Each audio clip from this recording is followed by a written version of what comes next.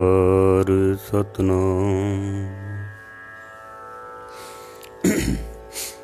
करता पुरख निर्भव निर्वैर अकाल मूरत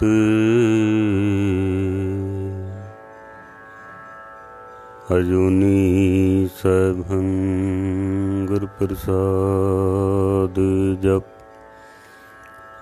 आद सच जगाद सच है भी सच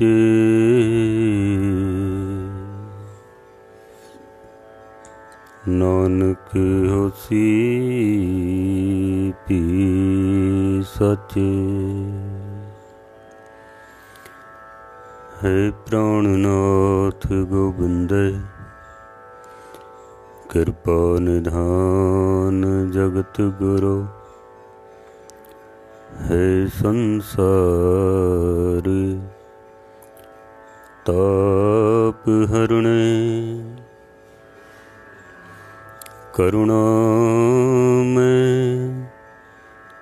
सब दुख हरो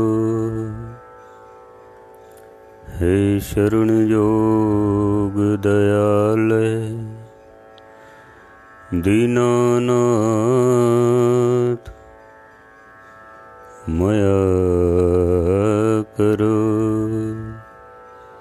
शरीर स्वस्थ क्षीण समय सिमरंत नानक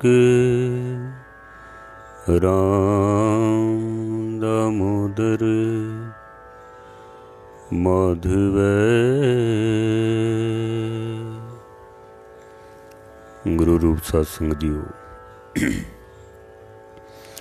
कुछ समा गुरु विचार आप जी नूं सरवण करा सकां उस तो पहले 10वें पातशाह की बख्शिश की हुई पावन पवित्र फतेह सनिमर प्रवान करनी। वाहिगुरु जी का खालसा वाहिगुरु जी की फतेह।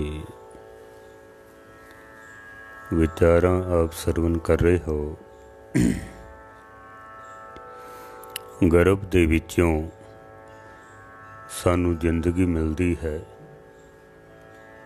गर्भ विच मौत भी मिल सकती है।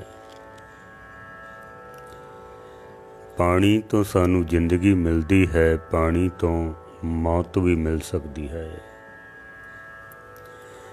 भोजन साडी जिंदगी का आधार है, भोजन साडी मौत का कारण भी बन सकता है। इसे तरह ही तन नाल साडी जिंदगी चलती है, पर तन नाल साडी जिंदगी बर्बाद भी हो सकती है, ख़त्म भी हो सकती है। जैसे बेड़ी नूं चलण वास्ते पानी चाहिदा है, बेड़ी चलती है पानी दे नाल, पर जे किधरे पानी बेड़ी दे विच आ जाए तो फिर बेड़ी नूं डोब के रख दिंदा है।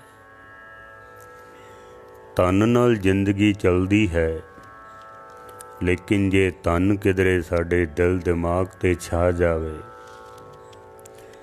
जेब विच होण दी बजाए साडे दिमाग विच तन आ जाए, फिर जिंदगी डुब जाती है। असी गल कर रहे सां कि सतसंगत विचों सानू जिंदगी मिलती है, पर इत्थे मौत भी मिल सकती है। जैसे गर्भ दे विच बच्चे नू जिंदगी मिलती है, जन्म होंदा है, नवा जीवन मिलता है, कई बच्चों की उत्थे मौत भी हो जाती है। जन्म तो होंदा है, लेकिन मरे हुए बच्चे पैदा होंदे ने, कई विकलांग पैदा होंदे ने जो किसी काम दे नहीं होंदे। धर्म दे नाल सानू नवा जीवन मिलता है, पर जे धर्म दा किधरे दुरुपयोग किया जावे तो इत्थों सानू फिर मौत भी मिल सकती है। इस वास्ते सत संगत विच असी आए हाँ, किस नज़रिए दे नाल असी आए हाँ, ये बहुत मायने रखदा है। किस नीयत दे नाल असी आए हाँ, ये बहुत ही मायने रखदी है गल। किस तरीके नाल आए हाँ। कई रहिंदे ते हन गुरुद्वारियां दे विच ही, धार्मिक मंदिरां दे विच ही, पर उत्थों जिंदगी नहीं मिलती है, उत्थे मौत मिल जाती है। महाराज की बाणी भी कहती है कि नाम बिहूण गर्भ गल जाए।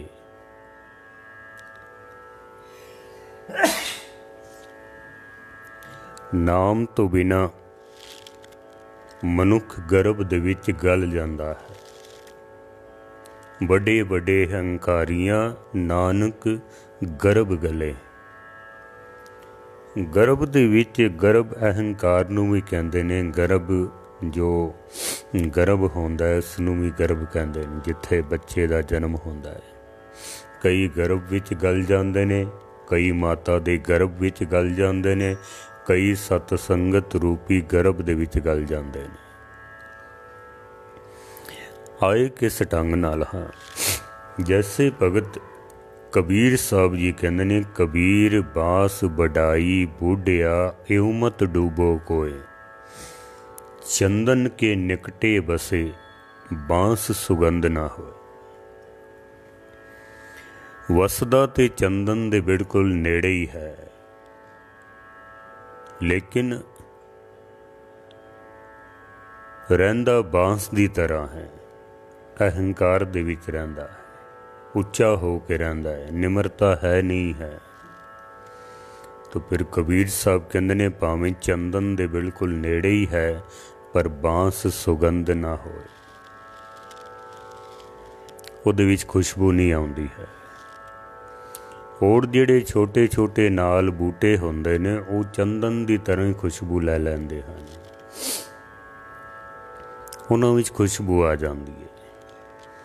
हुण कबीर साहब इत्थे कह रहे ने कि रहिंदा होवे कोई गुरु दे नेड़े, रहिंदा होवे कोई सत संगत दे विच, रहिंदा होवे कोई मंदिर मस्जिद दे विच, पर जे रहिंदा होवे किसे बांस दी तरह,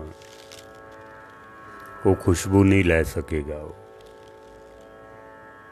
उहदे विच कोई परिवर्तन नहीं आएगा, भावें चंदन दे बिल्कुल नेड़े ही है।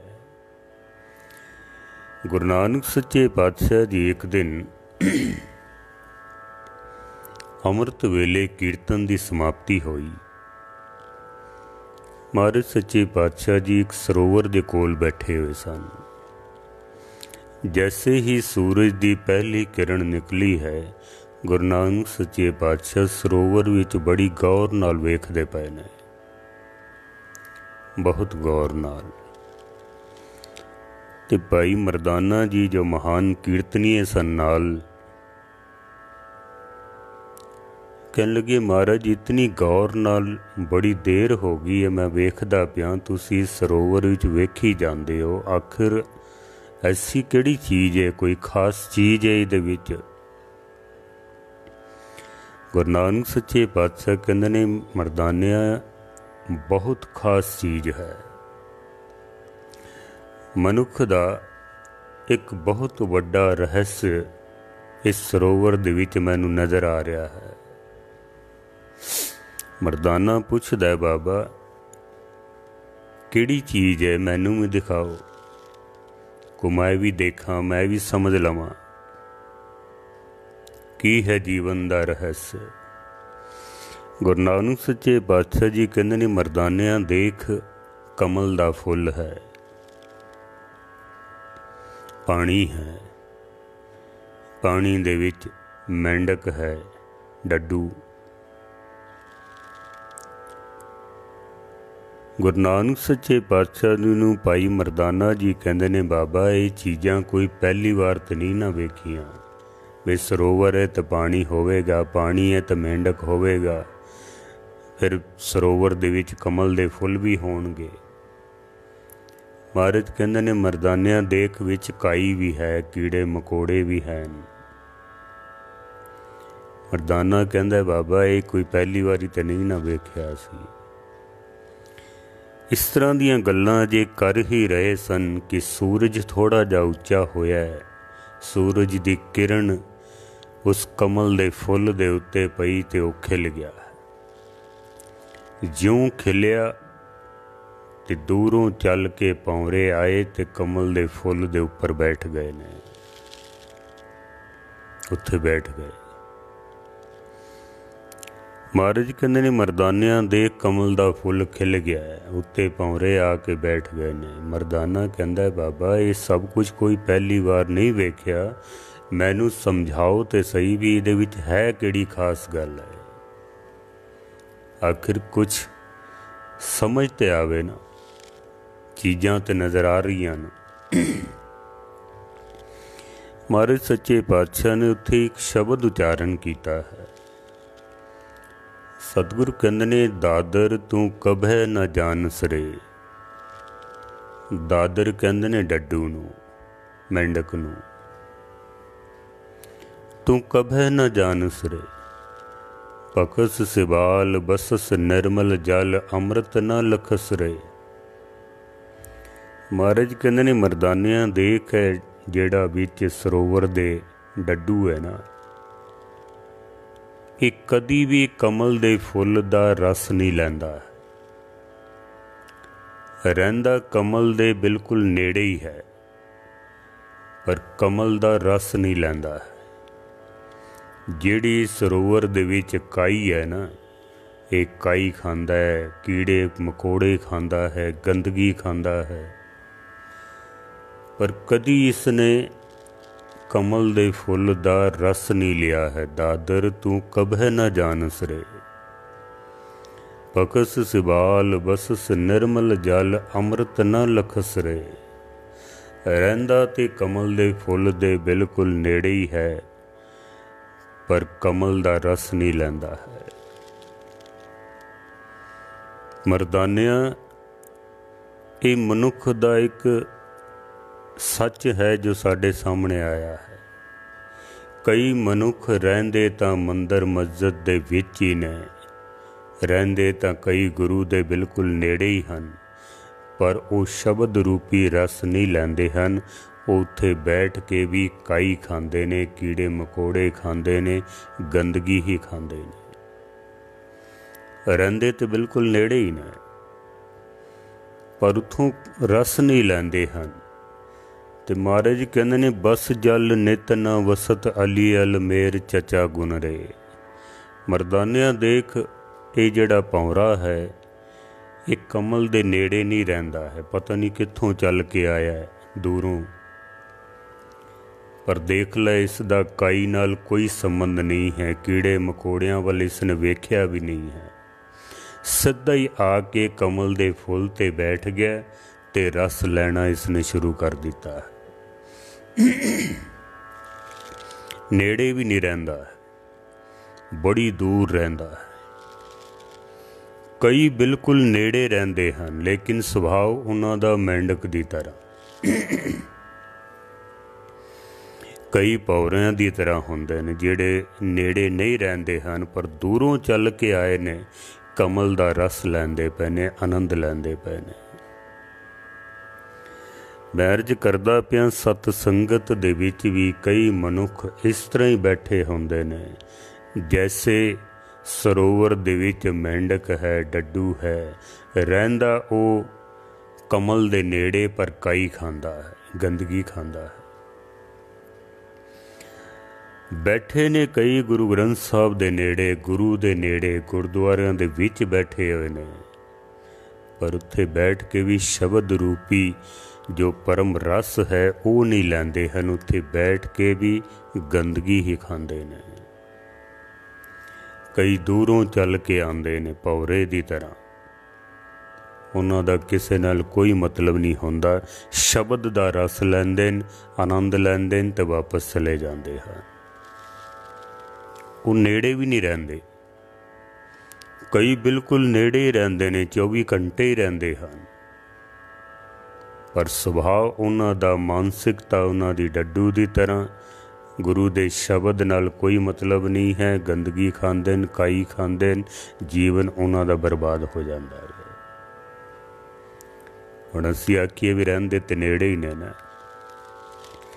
ਭਾਈ ਸਾਹਿਬ, ਭਾਈ ਗੁਰਦਾਸ ਜੀ ਨੇ ਇਹਦੇ ਉੱਤੇ ਫਿਰ ਬੜਾ ਸੋਹਣਾ ਪ੍ਰਮਾਣ ਦਿੱਤਾ ਹੈ। ਉਹ ਉਹਨਾਂ ਦੇ ਕਹਿਣ ਦਾ ਢੰਗ, ਉਹ ਗੱਲ ਆਪਣੇ ਉੱਤੇ ਲੈ ਲੈਂਦੇ ਨੇ, ਕਿਸੇ ਦੂਸਰੇ ਨੂੰ ਦੋਸ਼ੀ ਨਹੀਂ ਠਹਿਰਾਉਂਦੇ ਹਨ। ਸਾਡਾ ਇਹ ਸੁਭਾਅ ਹੈ, ਅਸੀਂ ਆਪ ਦੋਸ਼ੀ ਹੁੰਦੇ ਹਾਂ ਪਰ ਦੋਸ਼ ਦੂਜੇ ਦੇ ਉੱਤੇ ਮੜ ਦਿੰਦੇ ਹਾਂ। ਆਪ ਅਸੀਂ ਸੁਰਖਰੂ ਹੋਣ ਦੀ ਕੋਸ਼ਿਸ਼ ਕਰਦੇ ਹਾਂ, ਦੋਸ਼ ਅਸੀਂ ਦੂਜੇ 'ਤੇ ਮੜ ਦੇਣਾ। ਗੱਲ ਕਰਨੀ ਹੈ ਤਾਂ ਕਿਸੇ ਦੂਜੇ ਨੂੰ ਦੋਸ਼ੀ ਠਹਿਰਾ ਦੇਣਾ।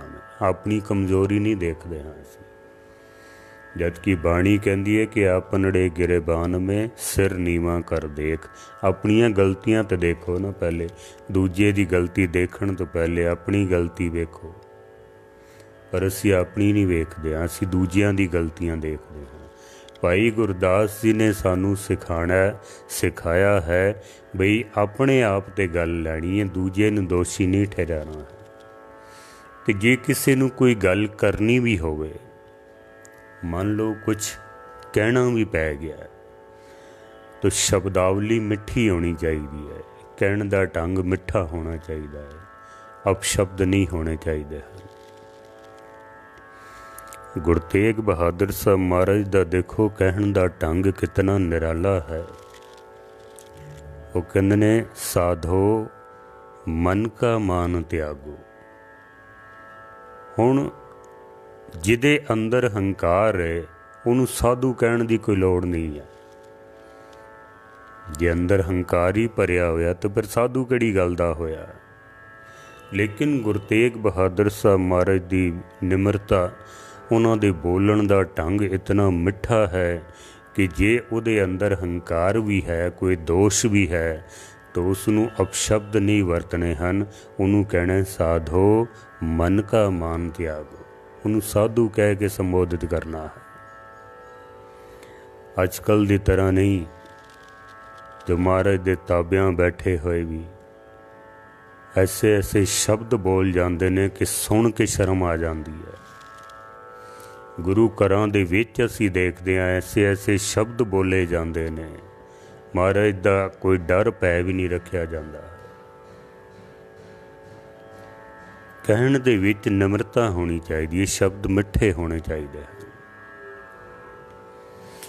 ਭਾਈ ਸਾਹਿਬ, ਭਾਈ ਗੁਰਦਾਸ ਜੀ ਕਹਿੰਦੇ ਨੇ, ਦਾਦਰ ਸਰੋਵਰ ਮੇਂ ਜਾਨੀ ਨਾ ਕਮਲਗਤ, ਮਧੁਕਰ ਮਨ ਮਕਰੰਦ ਕੇ ਬਿਮੋਹੇ ਹੈ।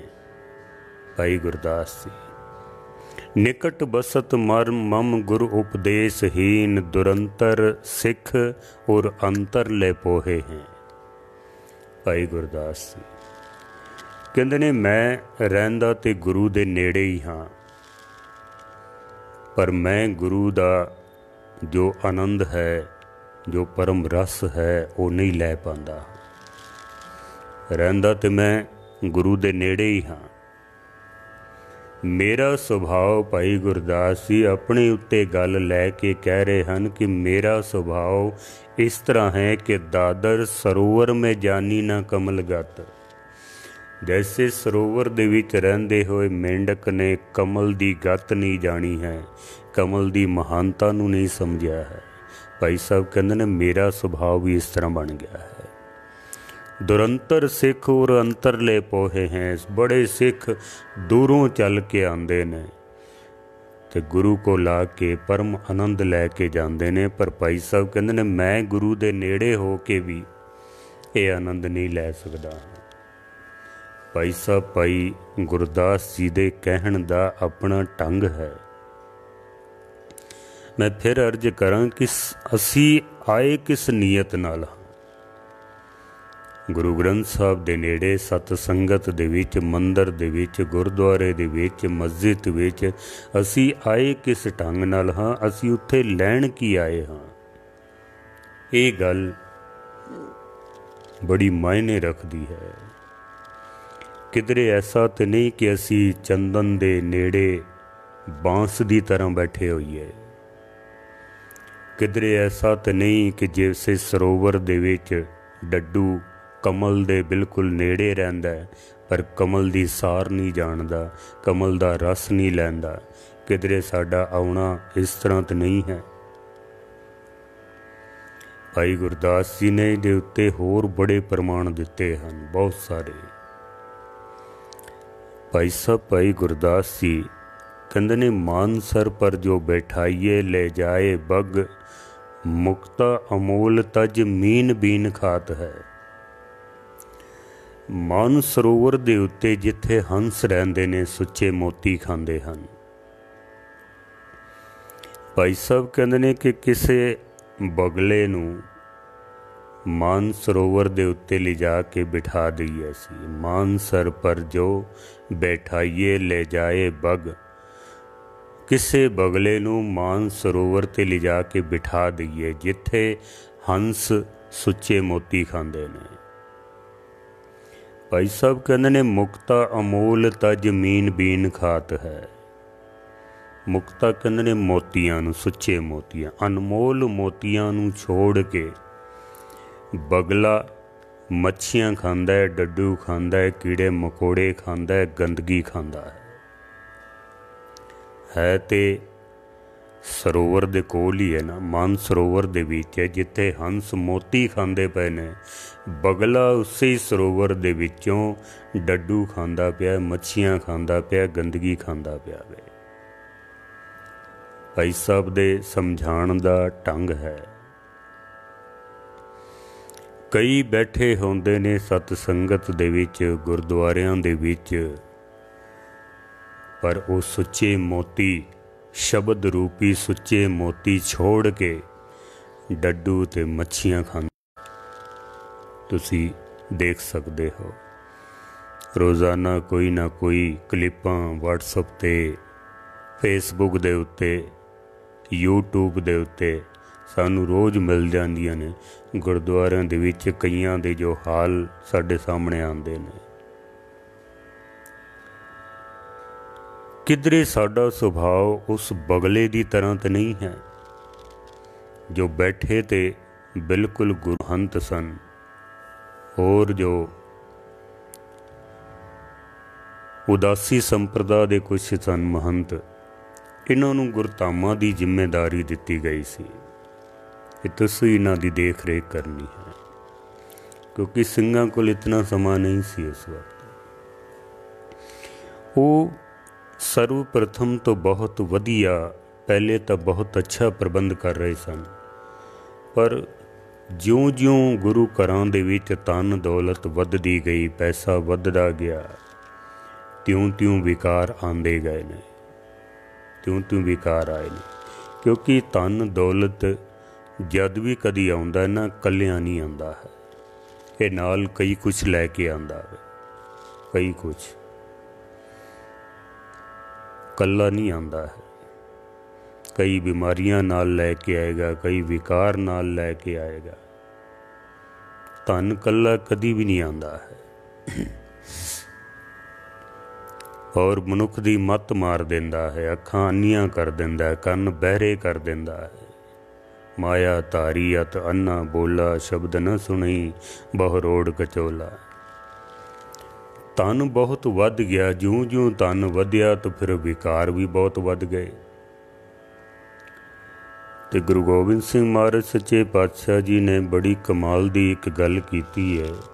सतगुरु कहंदे ने, एक तरुण, द्वितीय मधी, तृतीय धन अर धाम, वो पाप करन ते किम बचे, बचे बचावे राम। 10वें पातशाह कहते हैं कि ये 3-4 चीज़ां जिहदे कोल आ जान ना, भी एक तरुण, एक ते बंदे कोल जवानी होवे, द्वितीय मधी, हंकार भी होवे, तृतीय धन अर धाम, धन भी बहुत आ जाए, महल माड़ियाँ बहुत सारियां हो जान। तो महाराज कहते ने, वो पाप करन ते किम बचे, बचे बचावे राम। फिर वो बंदा पाप करन तो बच नहीं सकता है। बचे बचावे राम, ते राम ही बचा लवे ते बचा लवे, नहीं तो उस बंदे दा बचना बड़ा मुश्किल काम है, बहुत मुश्किल है। जैसे तीसरे गुरु नानक गुरु अमरदास महाराज जी कहते हैं कि माया होई नागनी जगत रही लपटाए, इसकी सेवा जो करे तिस ही को फिर खाए। ਜਿਹੜਾ ਇਹਦੇ ਚੱਕਰਾਂ ਵਿੱਚ ਪੈ ਜਾਂਦਾ ਨਾ ਫਿਰ ਉਸੇ ਨੂੰ ਖਾ ਜਾਂਦੀ ਹੈ।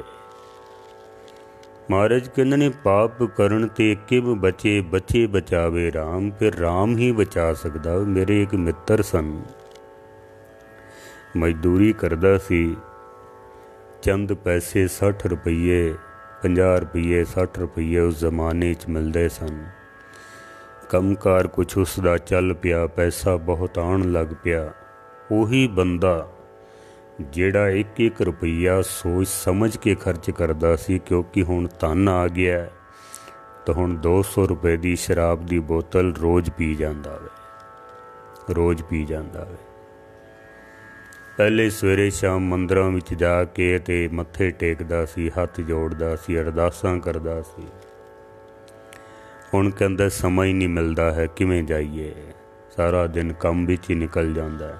ਸ਼ਾਮੀ ਫਿਰ ਸ਼ਰਾਬ ਪੀ ਲਈ, ਫਿਰ ਜਾਇਆ ਨਹੀਂ ਜਾਂਦਾ। ਧਨ ਦੌਲਤ ਜੋ ਆ ਗਈ ਹੈ, ਵਿਕਾਰ ਵੀ ਨਾਲ ਆ ਗਏ ਹਨ, ਫਿਰ ਵੀ ਬਿਮਾਰੀਆਂ ਵੀ ਕਈ ਨਾਲ ਆ ਜਾਂਦੀਆਂ। ਬਚਣਾ ਬੜਾ ਮੁਸ਼ਕਿਲ ਹੋ ਜਾਂਦਾ ਹੈ। ਤਰਨ ਤਾਰਨ ਸਾਹਿਬ ਦੇ ਵਿੱਚ ਕਿਉਂਕਿ ਧਨ ਵੀ ਬਹੁਤ ਆਉਣ ਲੱਗ ਪਿਆ, ਆਉਣਾ ਵੀ ਸੀ। ਗੁਰੂ ਘਰ ਦੇ ਵਿੱਚ ਧਨ ਨਾ ਹੋਵੇ ਤਾਂ ਫਿਰ ਕਿੱਥੇ ਹੋਵੇਗਾ। ਪਰ ਜੇ ਉਸ ਧਨ ਨੂੰ ਸਹੀ ਜਗ੍ਹਾ 'ਤੇ ਖਰਚ ਕੀਤਾ ਜਾਵੇ ਤਾਂ ਫਿਰ ਤੇ ਉਸ ਦੇ ਉੱਤੇ ਨਿਰੰਕਾਰ ਦੀ ਮਿਹਰ ਹੁੰਦੀ ਹੈ, ਗੁਰੂਆਂ ਦੀ ਮਿਹਰ ਹੁੰਦੀ ਹੈ, ਬਰਕਤਾਂ ਪੈਂਦੀਆਂ ਨੇ। ਪਰ ਉਸੇ ਧਨ ਦਾ ਦੁਰਉਪਯੋਗ ਕਰਨ ਲੱਗ ਪਏ। ਤਰਨ ਤਾਰਨ ਸਾਹਿਬ ਦੇ ਮਹੰਤ ਜੇਠ ਦੇ ਮਹੀਨੇ ਦੀ ਗਰਮੀ ਦੇ ਵਿੱਚ ਤਰਨ ਤਾਰਨ ਦੇ ਸਰੋਵਰ ਦੇ ਵਿੱਚ ਸ਼ਰਾਬ ਦੀਆਂ ਬੋਤਲਾਂ ਠੰਡੀਆਂ ਕਰਕੇ ਤੇ ਸ਼ਾਮ ਨੂੰ ਪੀਆ ਕਰਦੇ ਸਨ। ਗੁਰਦੁਆਰਾ ਸਾਹਿਬ ਦੇ ਵਿੱਚ ਅੰਦਰ ਸ਼ਰਾਬ ਦੀਆਂ ਬੋਤਲਾਂ ਪੀਂਦੇ ਸਨ। ਲਾਹੌਰ ਤੋਂ ਨੱਚਣ ਵਾਲੀਆਂ ਨੂੰ ਮੰਗਾ ਕੇ ਦਰਸ਼ਨੀ ਡਿਓਢੀ ਜਿਹੜੀ ਹੈ ਤਰਨ ਤਾਰਨ ਸਾਹਿਬ ਦੀ, ਉੱਥੇ ਉਹਨਾਂ ਦੇ ਨਾਚ ਗਾਣੇ ਕਰਾਏ ਜਾਂਦੇ ਸਨ। ਮਾਂਸ ਅਤੇ ਸ਼ਰਾਬ ਦੇ ਦੌਰ ਚੱਲਦੇ ਸਨ। ਆਉਣ ਜਾਣ ਵਾਲੀਆਂ ਬੀਬੀਆਂ ਦੇ ਨਾਲ ਛੇੜਖਾਨੀ ਕੀਤੀ ਜਾਂਦੀ ਸੀ। ਕੀਰਤਨ ਕਰਦੇ ਹੋਏ ਰਾਗੀ ਸਿੰਘਾਂ ਨੂੰ ਉੱਥੋਂ ਮਾਰ ਕੁੱਟ ਕੇ ਤੇ ਬਾਹਰ ਕੱਢ ਦਿੱਤਾ ਜਾਂਦਾ ਸੀ। ਕੋਈ ਅੰਮ੍ਰਿਤ ਛਕਣ ਦੀ ਗੱਲ ਨਹੀਂ ਸੀ ਕਰ ਸਕਦਾ, ਕੋਈ ਰਹਿਤ ਮਰਿਆਦਾ ਦੀ ਗੱਲ ਨਹੀਂ ਸੀ ਕਰ ਸਕਦਾ। ਔਰ ਜਿਹੜੇ ਮਹੰਤਾਂ ਦੇ ਮੁੰਡੇ ਸਨ, ਬੱਚੇ ਸਨ, ਉਹਨਾਂ ਦੇ ਉਸ ਸਰੋਵਰ ਦੀ ਪਰਿਕਰਮਾ ਦੇ ਵਿੱਚ ਬੈਠ ਕੇ ਆਉਣ ਜਾਣ ਵਾਲੀਆਂ ਬੱਚੀਆਂ ਦੇ ਨਾਲ ਛੇੜਖਾਨੀ ਕਰਨੀ, ਉਹਨਾਂ ਨੂੰ ਗੁਲੇਲੇ ਮਾਰਨੇ। ਰਹਿੰਦੇ ਤੇ ਗੁਰੂ ਦੇ ਨੇੜੇ ਹੀ ਸਨ, ਪਰ ਰਹਿੰਦੇ ਉਸ ਮੈਂਡਕ ਦੀ ਤਰ੍ਹਾਂ ਜਿਹੜਾ ਉੱਥੇ ਰਹਿ ਕੇ ਸਰੋਵਰ ਦੇ ਵਿੱਚ ਕਾਈ ਖਾਂਦਾ ਹੈ, ਗੰਦਗੀ ਖਾਂਦਾ ਹੈ, ਕਮਲ ਦਾ ਰਸ ਨਹੀਂ ਲੈਂਦਾ ਹੈ। ਰਹਿੰਦੇ ਤੇ ਮਾਨ ਸਰੋਵਰ ਸਤ ਸੰਗਤ ਰੂਪੀ ਮਾਨ ਸਰੋਵਰ ਦੇ ਨੇੜੇ ਹੀ ਸਨ, ਪਰ ਸੁੱਚੇ ਮੋਤੀ ਨਹੀਂ ਸਨ ਖਾਂਦੇ, ਗੰਦਗੀ ਖਾਂਦੇ ਸਨ, ਡੱਡੂ ਤੇ ਮੱਛੀਆਂ ਖਾਂਦੇ ਸਨ। ਰਹਿੰਦੇ ਤੇ ਉੱਥੇ ਹੀ ਸਨ। ਬੜਾ ਲੰਬਾ ਚੌੜਾ ਇਤਿਹਾਸ ਹੈ। 6 ਸਾਲ ਦੇ ਬੱਚੇ ਨੂੰ ਮਹੰਤਾਂ ਦੇ ਮੁੰਡਿਆਂ ਨੇ ਪੇਟ ਦੇ ਨਾਲ ਪੱਥਰ ਬੰਨ੍ਹ ਕੇ ਸਰੋਵਰ ਵਿੱਚ ਡੋਬ ਕੇ ਮਾਰ ਦਿੱਤਾ ਸੀ। 6 ਸਾਲ ਦੇ ਬੱਚੇ ਨੂੰ 13 ਸਾਲ ਦੀ ਬੱਚੀ ਦੇ ਨਾਲ ਤਰਨ ਤਾਰਨ ਸਾਹਿਬ ਦੇ ਉਸ ਗੁਰਦੁਆਰਾ ਸਾਹਿਬ ਦੇ ਵਿੱਚ 13 ਸਾਲ ਦੀ ਬੱਚੀ ਦੇ ਨਾਲ ਉੱਥੇ ਕੁਕਰਮ ਕੀਤਾ ਗਿਆ। ਭਾਈ ਲਛਮਣ ਸਿੰਘ ਜੀ ਰਾਗੀ ਜੱਥਾ ਲੈ ਕੇ ਗਏ ਸਨ, ਨਾਲ ਕੁਛ ਉਹਨਾਂ ਦੇ ਬੀਬੀਆਂ ਵੀ ਸਨ। ਕੀਰਤਨ ਨਹੀਂ ਕਰਨ ਦਿੱਤਾ, ਬਾਹਰ ਕੱਢ ਦਿੱਤਾ ਸੀ। ਕੀਰਤਨ ਨਹੀਂ ਸੀ ਕਰਨ ਦਿੱਤਾ, ਉਹਨਾਂ ਨੂੰ ਬਾਹਰ ਕੱਢ ਦਿੱਤਾ ਸੀ ਉਹਨਾਂ ਨੂੰ। ਹੁਣ ਇਹ ਰਹਿੰਦੇ ਤੇ ਉੱਥੇ ਹੀ ਸਨ, ਸਰੋਵਰ ਦੇ ਵਿੱਚ ਹੀ, ਮਾਨ ਸਰੋਵਰ ਦੇ ਵਿੱਚ ਰਹਿੰਦੇ ਤੇ ਸਤ ਸੰਗਤ ਦੇ ਵਿੱਚ ਹੀ ਸਨ, ਰਹਿੰਦੇ ਤੇ ਗੁਰੂ ਦੇ ਨੇੜੇ ਹੀ ਸਨ। ਪਰ ਰਹਿੰਦੇ ਉਸ ਮੈਂਡਕ ਦੀ ਤਰ੍ਹਾਂ, ਉਸ ਬਗਲੇ ਦੀ ਤਰ੍ਹਾਂ जिसने कदी सत संगत दे विच जो कमल रूपी गुरु का शब्द है ਉਹਦਾ कदी रस नहीं लिया है। ताई ते गुरु नानक सच्चे पातशाह कह रहे हैं कि दादर तू कभे न जानस रे पकस सिवाल बसस निर्मल जल अमृत न लखस रे। तू कदी अमृत दा रस लिया ही नहीं है। तू रहिंदा ते कमल दे नेड़े ही है, रहिंदे ते उत्थे ही हन, पर कदी तू उस कमल दे नेड़े ही नहीं गया है। अज भी देखण दे विच आउंदा है, रहिंदे ते गुरु घरां दे विच ही हन। मैं कई रागी ग्रंथियां दे परिवार देखे ने, कई साल हो जांदे ने गुरुद्वारे दे विच रहिंदे होए ही उन्हां दे परिवार दे बच्चे, उन्हां दियां घरवालियां कदी अंदर जाके मत्था तक नहीं टेकदे। मैनूं कईयां ने दस्सिया, कई प्रबंधकां ने मैनूं शिकायत कीती इस गल दी। विज्ञानी जी देखो, इन्हां दे परिवार ही नहीं अंदर वड़दे हन। हुण जिहड़े कई नेड़े रहिंदे ने वो रस नहीं लैंदे, कई दूरों चल के आंदे ने, वो आनंद लै जांदे ने। महाराज सच्चे पातशाह जी इसे वास्ते कह रहे हैं कि दादर तू कभे न जानस रे पकस सिबाल बसस निर्मल जल अमृत ना लखस रे। किधरे ऐसा तो नहीं कि साडा सुभाव मेंढक की तरह होवे, बगले की तरह होवे, किधरे ऐसा तो नहीं है। महाराज सच्चे पातशाह जी कृपा करन, क्योंकि समा हो गया है। बाकी विचार कल आप जी नूं सरवण करावांगे। भाई गुरदास जी दे बहुत सारे प्रमाण हैं, इतिहासक बहुत सारिया घटनावां हैं, क्योंकि मैनूं एक दो सज्जणा ने